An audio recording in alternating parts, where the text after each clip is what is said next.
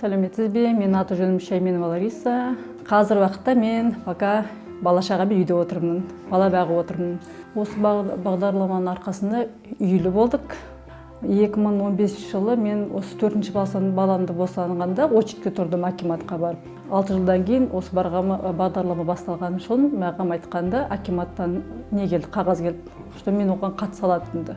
Сосын документ жинадық, үй бірінші іздедік. Осы үйді біз 2020 жылы алдық 16,5 миллионға. Но бағдарлама бойынша бізге отбасы банк 15 миллионды бізге счетқа, хозяин счетына лақтырды. Оформление бір айдың ішінде болды. Проценті аз, 2% алдық. Біз 15 жылға алдық, 2%-бен ай сайын 80.500 төлеп тұрмын. Осы бағдарлама дейін біз жалдамаға жер болмады. Дачада да тұрдық, этажныйды общагада снимать еттік, әбден қиналып кеттік. Еще одан кейін тағы кішкентай егіздерін босанып, 6 баламен ешкім үйге де алмай қойды. Содан әбден қиналып осы бағдарлама үшін өсі үлкен рахмет бақытты отбасыға да неге де.